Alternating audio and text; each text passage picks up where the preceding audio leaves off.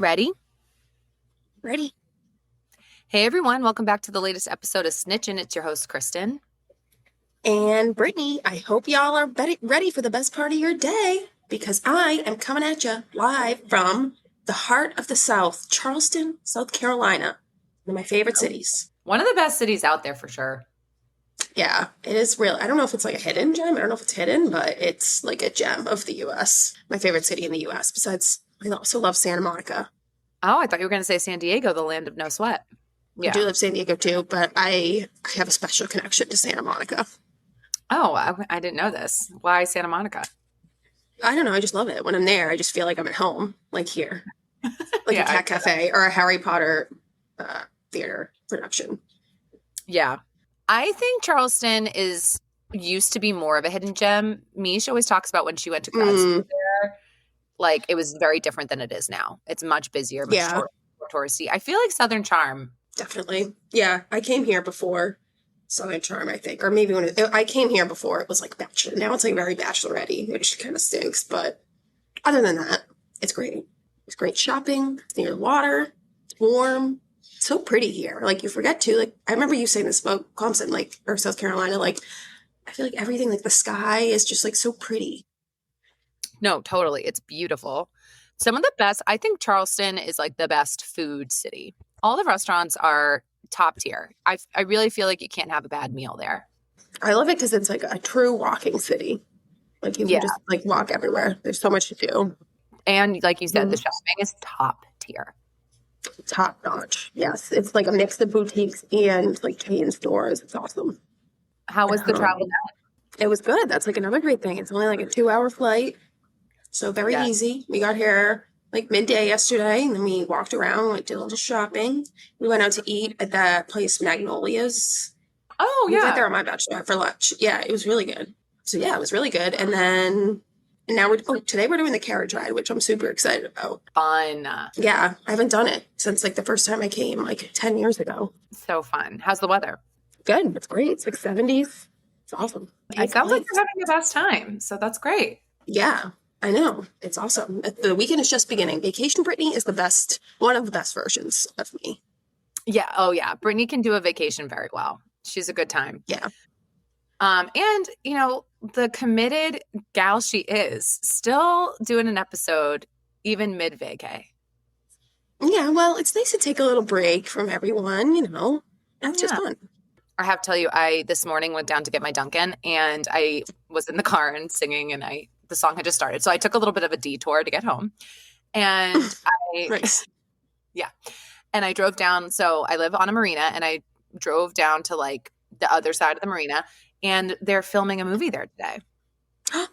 What movie? Yes. I don't know the movie. I did get an email from my building about a movie shoot, but I thought that it was going to be, I thought it was last month, but I'm pretty sure it's a Mark Wahlberg movie. And I saw the tents. Oh, cool. They had signs for set. I was going to go back and like walk by and stalk it. That's legit exactly what I was thinking. I was thinking I might go up to the market that's there and just, you know, get whatever and just meander on by there and see what's going on. I mean, Mark Wahlberg, I would say he's pretty A-list. I think so. I mean, here's the thing. There's this movie studio that opened here, and there's actually one, ironically, in our hometown in Canton as well. Really? And yes, it's the same like production company. And they have a big building. It just looks like a warehouse where I live. I was kind of thinking about it before. I was like, that's honestly genius to have a movie set here because there's a lot of A-list actors who are from the Boston area. I'm sure they would love shooting here. Mark Wahlberg. I guess, yeah. Ben Affleck, like the entire cast of The Office. I could see that. It was an exciting start to the day for sure. That's like when there used to be a show, I think it was on Showtime. What was it called? It was like something Mom. I don't know. But it was like set in Southie. And like they filmed, I think like once or twice on my block. And it was like crazy. They gave our condo association because they used like our front steps, like $1,000. Oh. And yeah, I saw Rosie O'Donnell literally destroy a car, like right in front of my window. I was like peeking out through the shades, just a tiny, tiny little bit. No way. I was like, this is so cool. Oh my God, I'm dying. Yeah.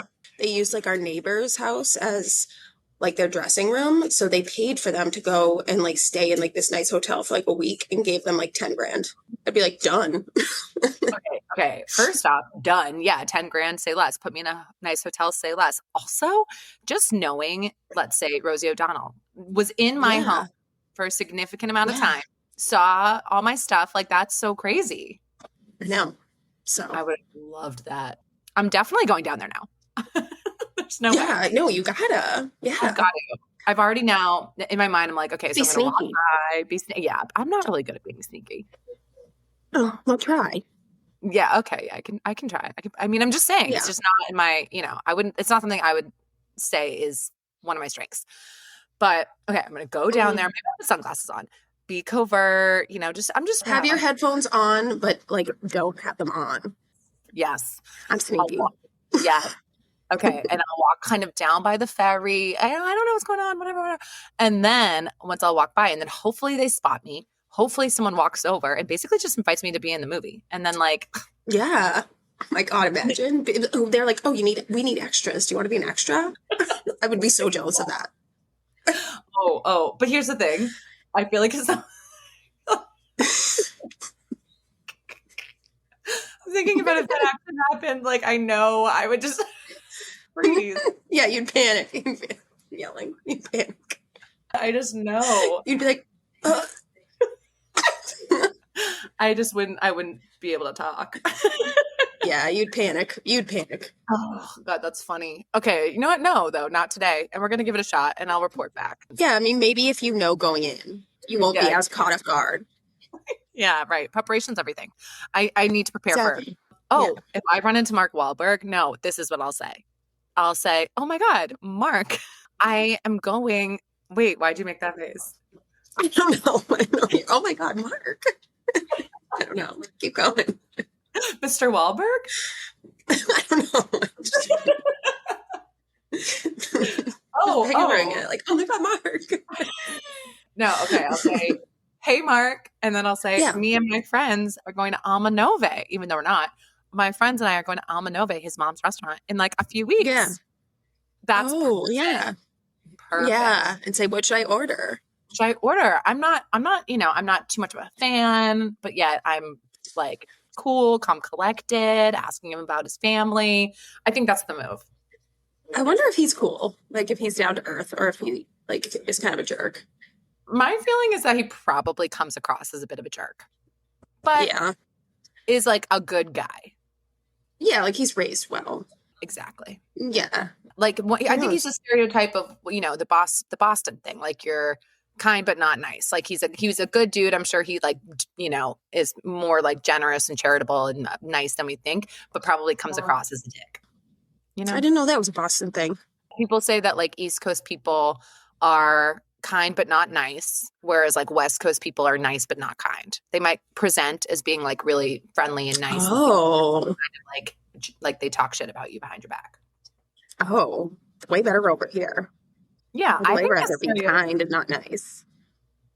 I feel like I see it. Yeah, no, I see it too, but I'm glad I'm on the East Coast. Oh, same. That's way better. Yeah. I mean, I'm a West Coast girl. I would move to the West Coast in a heartbeat. But that's like the biggest problem with the West Coast is it's fake. East Coast people are where it's at. Yeah, that's true. East Coast culture is good. I would say that about myself. I feel like I'd be kind, but not always like just nice, right?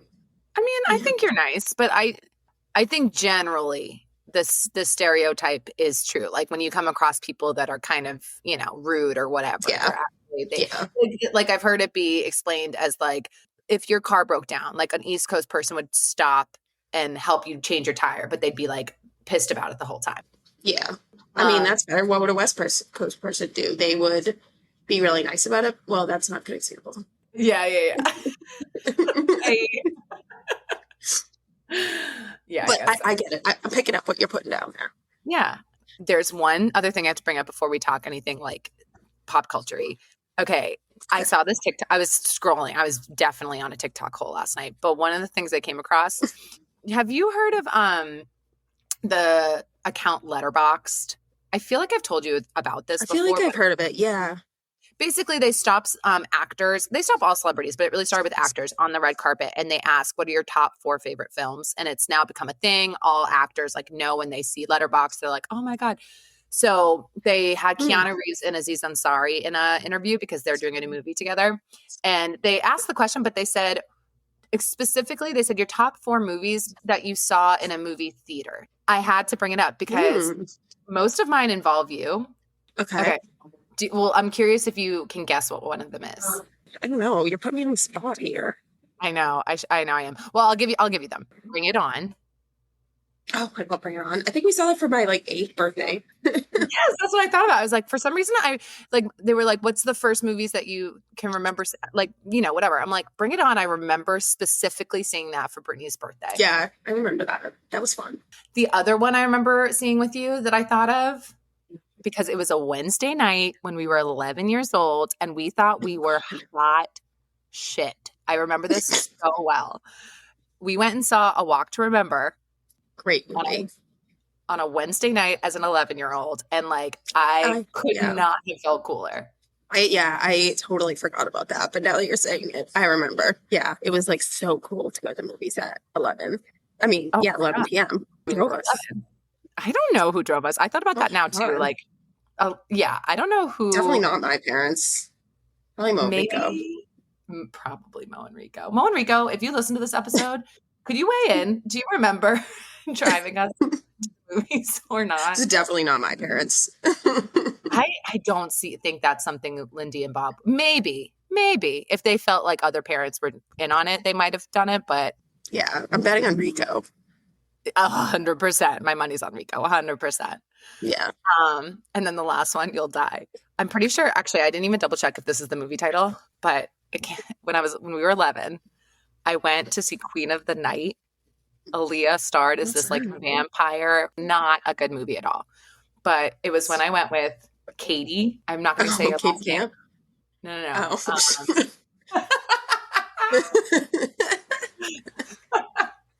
No, but it wasn't her. Katie. Oh, yeah. Okay. Yeah. And remember, she was Joe. No, but her boyfriend, Mike, it was they had just started dating. And it was the first time. And then you.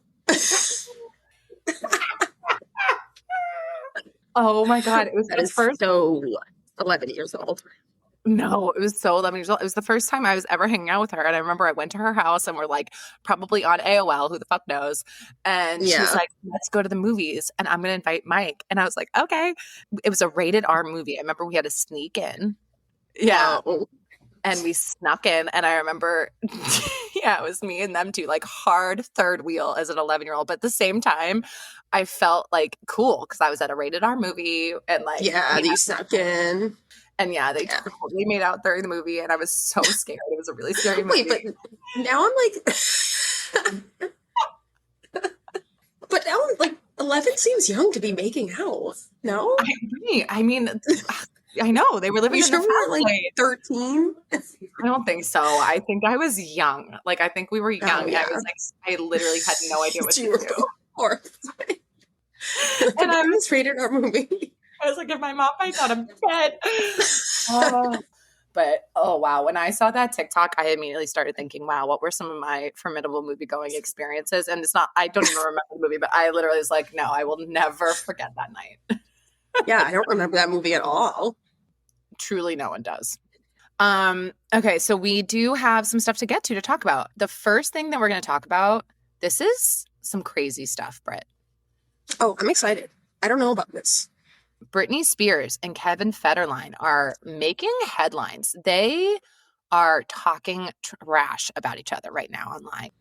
Okay, so it all started because Kevin Federline, who's 47, he's releasing his memoir called You Thought You Knew on October 21st. And he is saying some crazy shit. So just a few of the bullet points of things that he's already leaked to the press. He says that Brittany did cocaine while breastfeeding. Jesus. Drinking while pregnant, says that his sons told him on multiple occasions that they would wake up when they would sleep over at their mom's house and find her standing outside their bedroom doors holding a knife. What? I know. Yes. He says that Brittany hooked up with one of her female dancers when her and Kevin were together. He came in and saw them full blown making out. He says Damn. that she called Justin Timberlake the night before Kevin and her wedding to get closure. Oh, that's juicy. That doesn't surprise me in the slightest. She never got Yeah, over same, same. Which I hate because I feel like he got over her. Oh. I mean, he's definitely moved on. So he's saying all of this crazy, crazy stuff. He said that she slapped him like when she was holding their eldest Preston when he was a baby, just like really letting it fly. Damn. Yes. So she came out on Instagram on Wednesday and then I think again yesterday, but she basically like slammed him. So she's saying like, my ex is saying all this stuff. He's gaslighting me. She said something to allude to the fact that like he's doing it for the money and like his book's going to sell way more than hers. But then she goes on these tangents. In the same post, she says, I just got a greenhouse and I'm going to heal, she said. And then she finishes it by saying, quote, I'd like to have coffee, lunch, or dinner with Michelle Pfeiffer and Paris Jackson. It is important to look up to people and still believe in humanity. And there are extremely cool, beautiful people here. Like, what? Yikes. That was all in one post? All in one post, 4 screenshots of a note that she took and she posted the whole thing. Just full blown, it seems, stream of consciousness. Like, not. Yeah. No one's checking her social media.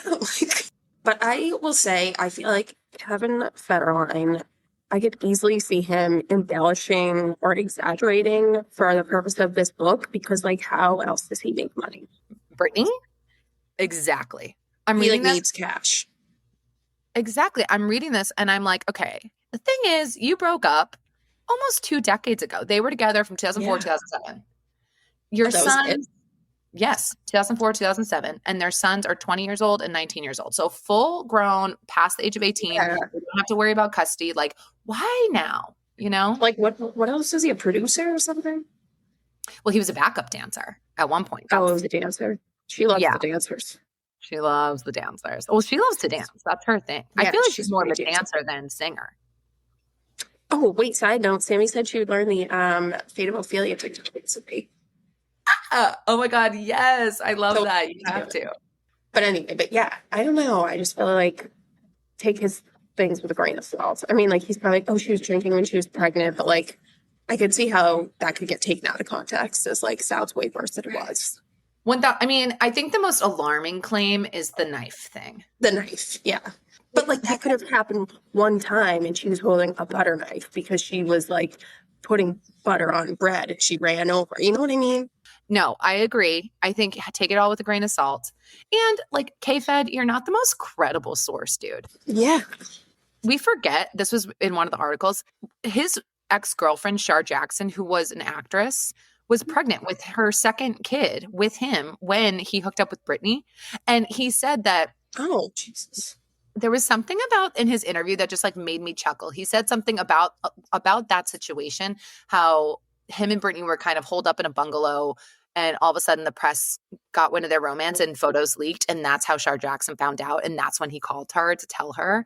And he kind of said something like alluding to like he wanted to let her know, before the press, like being the good guy. And it's like, no, dude, you just got caught cheating on your pregnant girlfriend. Yeah, like you're grasping at straws here. There's really no good guy left. There's no saving. It doesn't make up for it. No. Yeah. So, but then again, it's like Brittany though, her Instagram. She doesn't help herself.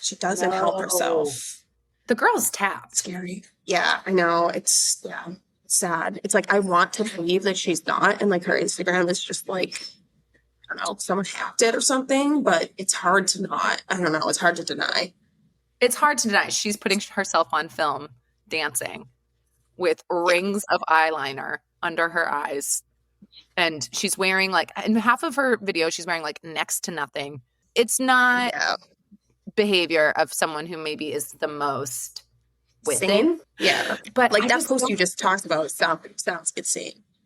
No, read it. Everyone go read it. It's not, it's a straight stream of consciousness. She talks about Kevin, then she brings up her mom, then she's talking about her greenhouse and healing, and then she's talking about Michelle Pfeiffer and Paris Jackson. Like, it's not, what are we doing here? That's not a sane person's reaction. Yeah. So the whole thing is just sad. I know. Like, I just don't know how to believe in the situation, but it feels like everyone's a little crazy. I know. I feel like my feeling on Brittany is that she's definitely crazy, but like, give her a break. You gotta give her the benefit of the doubt. Like that documentary that I watched, it was like, I don't know, a few years ago. I think it was on Hulu, her documentary. Like that, like rocks my world. I was like, I can't believe interviewers were asking her this. Like this is when I was like little, and we didn't notice. But now looking back, I'm like, holy shit. Like this is inappropriate. I think I am team Brittany in general. We want the best for her. Same. But wow, the Justin Timberlake thing. I believe the most out of all of them. I believe that too. Oh, I mean, I feel like because that was the last time in her life where she was really on top was when she was dating him. They were kind of ruling the world. Like, I wonder if her association with him or just her feelings about him are skewed because they were such a power couple. Like, she was just thriving at that time in her life. Yeah. Yeah, they were like Justin and Selena, or like Brad and Jen. Yeah, they were huge. But the thing you said about the interview is kind of a good segue. So we're also going to talk about Kim Kardashian on Call Her Daddy. And she did say, not that this was like one of the major takeaways, but Alex asked her if there was ever an interview question that she was shocked by. And she brought up an interview she did on The View with her sisters. And she didn't say it was a question directed at her, but she said, it's crazy. Khloe sent this clip of The View interview, and it was the three of them, Kourtney, Khloe, Kim, and the interviewers were basically asking Khloe, like, how does it feel to not, look like the rest of your, like, look like your sister? What? Yes. What? Oh my God. But it's the View same. is nasty. Oh, really? I think so. They're all, when Taylor put out that Miss Americana documentary, they were all over that. Like, I feel like really? even like the Britney Spears one, like when they show like media clips, The View is always in it. And it's women. That's really interesting. But also to what you were saying about the Britney thing, that was kind of commonplace at that time. I mean, she's obviously, they're still doing it and being nasty, but definitely back then, that was kind of just. way worse. Like, and you didn't even notice it. It's so bad. When was the Kardashian thing? I don't know. It was when the show first aired. So probably like 10 years ago, maybe? Oh, so it was old. Yeah, makes sense. Or maybe they've been on longer. I don't even know. Maybe 15 years ago. But that's what she said. But anywho, Kim Kardashian was on Call Her Daddy this week. And I thought it was a pretty interesting interview. What were your takeaways? I mean, I think she looked horrific when Alex asked like how much a year she spends on beauty products. And she was like, I don't really know like how much day-to-day things cost. I was like, shut the fuck up, Kim Kardashian. Like, you sound so dumb. So that was like my first exact opposite reaction. Really? Exact opposite. That's so funny. What did you think? I thought it was really genuine. I thought that she was like, of course she doesn't. No, it was genuine. Yeah. It is genuine. Like, of course, that's why it's so bad. I don't think so. She's a billionaire. Like, I feel like it makes sense. She has no idea what like groceries cost. I mean, yeah, I think it makes sense too, but like, don't put that on blast to the world. Like, it's not something to brag about. Like, Taylor definitely knows how much stuff costs, and she's billionaire. Like, Taylor would never say that. She would never say that, but I don't know if she knows what that stuff costs. I mean, why would she? I know, but the point is like saying it. You sound so dumb. I feel the opposite. I feel like it's just her being real. It's just funny how we can have different reactions because like I think a lot of people agree with you. I see it as her just not being fake. Like, why would she know those things? Yeah, that's true. It is not being fake, I guess. Yeah, like she's just keeping it real. Like and I liked how she's like, I wish I knew more, but like, I don't know. Like part of me is like, why would she know? And then I also thought when Alex asked her about how much she spends on glam, and she said between 1 and 5 million a year. I also thought, so I'm curious your reaction, that like most people were like, that's crazy. But in my mind, I'm crazy. Like, I thought the opposite. What? Yes. I mean, she's a billionaire who is making appearances daily. And a lot of her whole thing is her looks and her aesthetic and her fashion. It does not. I mean, maybe. Oh, well, we're not counting clothes. But, I mean, but her glam and her hair and all that is a part of it. Like, if she's getting made up daily, I Okay, wait, yeah. So I thought the question was like, how much do you spend on like products? Like, if we're talking like oh like she's paying for the makeup artist to come every day and do her makeup, that I could see $1 million. But like, if it's just simply like products or like plastic surgery, like she's got to be doing plastic surgery every year. If that's, you know what I yes, mean? yes. I took it as her whole team, her makeup artist, her hairstylist, Yeah, that makes more sense. and the products. Like, think Botox alone. She probably spends like $1,000 a month on Botox. Oh, I mean, her hair extensions must be like the best of the best. Her nails, I mean, they always She are probably doing gets crazy like nails. lip injections. Yeah. Lip, yes, lip filler. To me, Um, that screams you're doing like not just like makeup. You're doing like medical shit. yeah. But I just feel like if you have that much wealth and like clearly her glam and hair is important to her, we would never spend that. But if she has that much money and like to her that's Yeah. not proportionally that crazy, it does not surprise me at all that she would spend $1 to $5 million a year. I feel like it just makes a hair go into don't know sometimes. I'm like, how is this person like so rich and famous? Like she's dumb. She doesn't do anything. Like she doesn't have a talent. She just like shows her boobs and like looks pretty. And then it's like, I think that the fact that she has, I mean, Skims is obviously huge.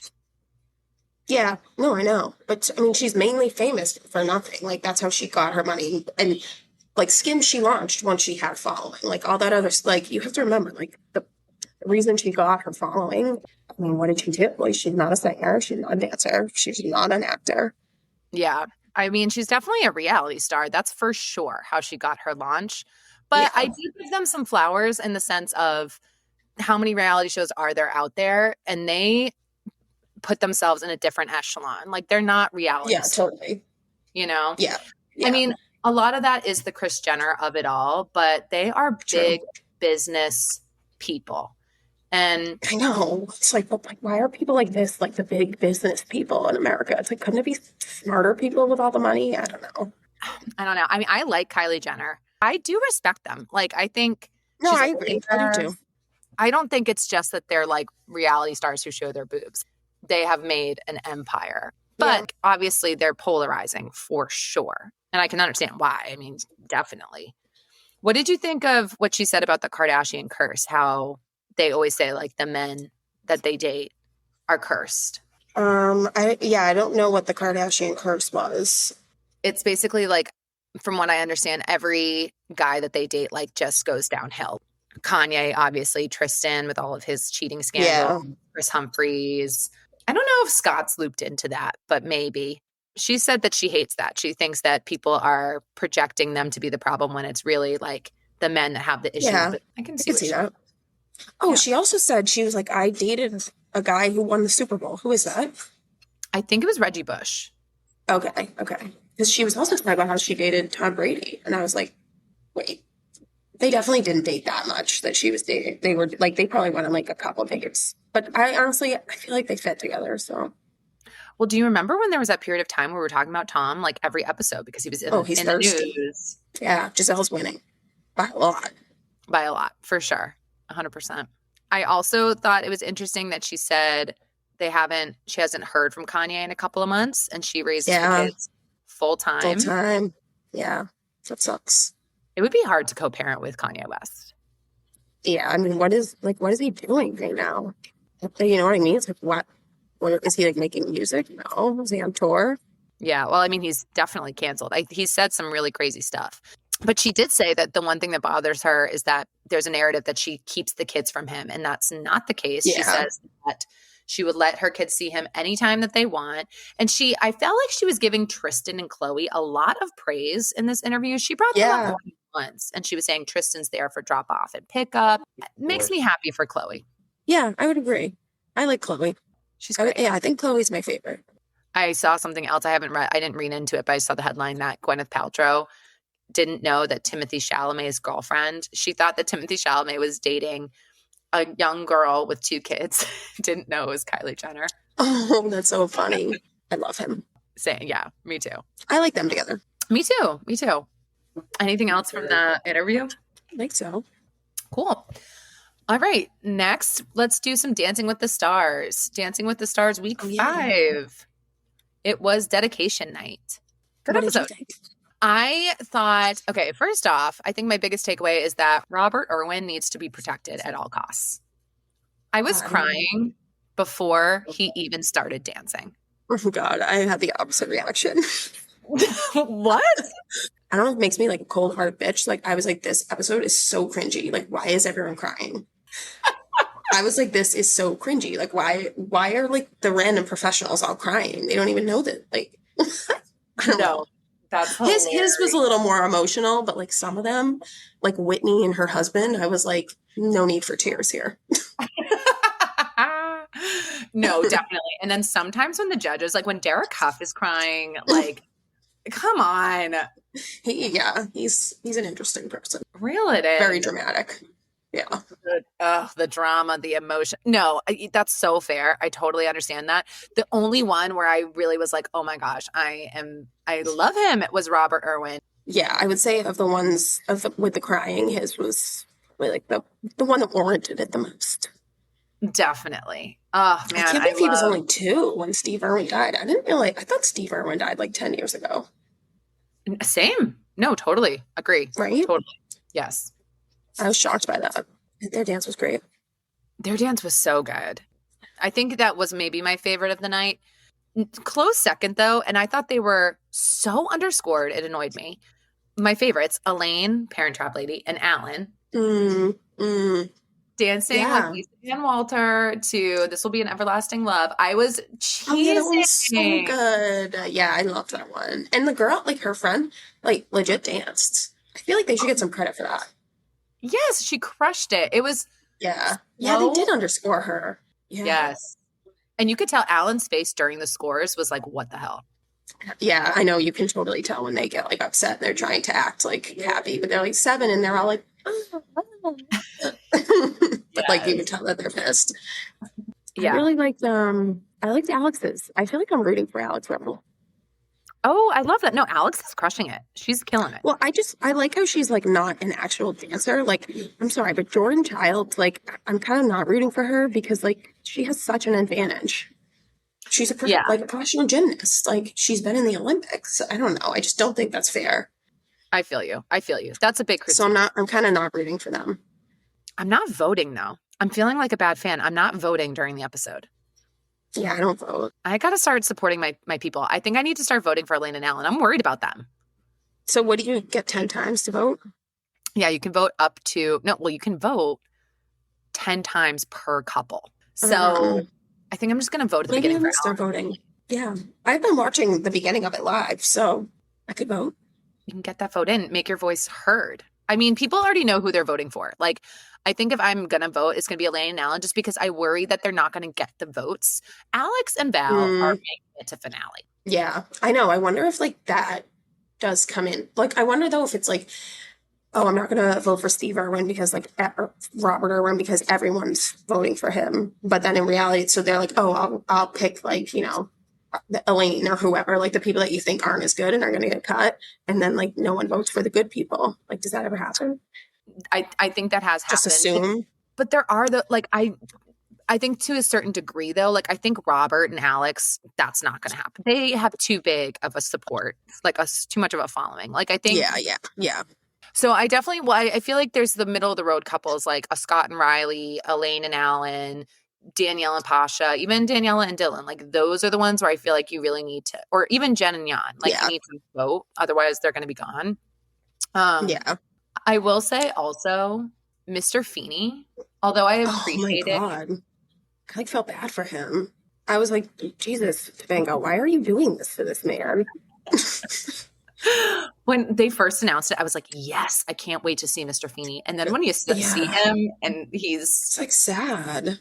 he's just old, he's 98. I Like know. all those lights, it must have been quite bright for Like that him. must be a lot of work for him. I mean, he just kind of sat there, but he looked like shocked. He looked taken aback. Yeah. I would have felt bad asking him if I was her. Just saying. Yeah. I know 100%. I do think, and I will say at the end, no one was eliminated, which to me, I'm like, I get it. It's dedication night. It would have been super awkward to have people eliminated with like their daughters or sisters or whatever there. But Yeah. lame.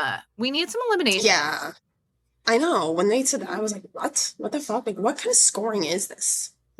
They need to lay out the rules a little better. I want to know like how they pick the order of the dances. I want to know why they pick like foxtrot or whatever they do, the style, and I want to know how they pick the songs, and I want to know how the judging works, and I want to know, yeah, like what's the deal with this? Like, oh, we can just randomly say everyone's safe.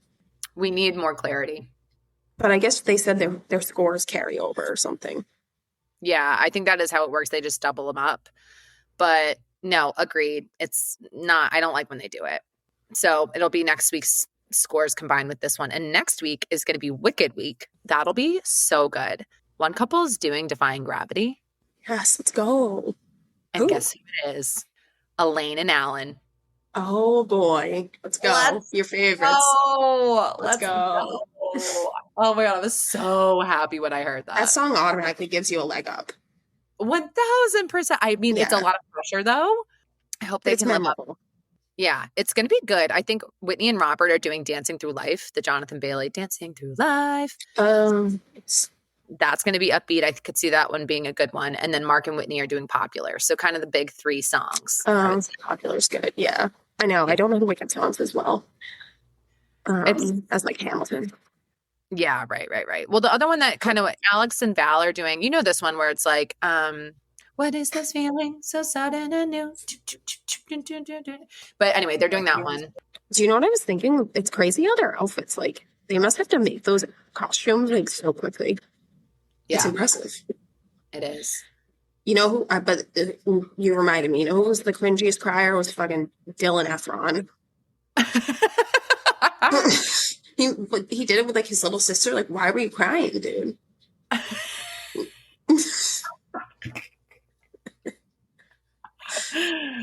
don't understand. And did she have cancer or something? Like, I don't know. He's just overcome with love for his sister. Oh, I had a little bit of a bone to pick on that dance. He got scored 4 9s. He has the best score of the season. I do not think that dance. Wait, it was 4 9s? Yes.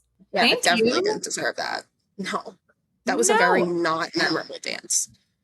I thought he did a good job. Don't get me wrong. I thought it was a good dance. But it was good. Highest scored of the season? No. Yeah, that's sketchy. Sketchy. I feel like he did win some people over though with the little sister thing. Yeah, I guess. Him and Robert Irwin just going head to head for like, you know, America's sweetheart. I feel like they're battling it out. Oh my God, I feel like Robert Irwin is like winning by far. I feel like Dylan Efron, his anthem is Milkshake. Like, let's just leave it at that. Never forget. Well, let's end on that note. Thanks everyone for listening in. We will be back next week. We've got a whole new lineup of shows. We're going to have a friend on, Owen, on Wednesday, who's a realtor. He's going to be talking tips for buying a home, first-time home buyers. It's going to be a great episode. Learn about real estate. Yeah, we're going to learn something new. So yeah, stay tuned for that. And make sure to like us, follow us, comment at us at snitchinpod on TikTok and Instagram. Check out our website, snitchinpodcast.com. And we will be back on Monday with another snitch session. I think we're going to start doing snitch sessions on Monday because we have Dancing with the Stars on Friday. Yes. We will. I know you're all waiting. I know you're all waiting. Sorry to disappoint. All right. Well, yeah. Have a great weekend, everyone. Have a great weekend. Bye. Bye.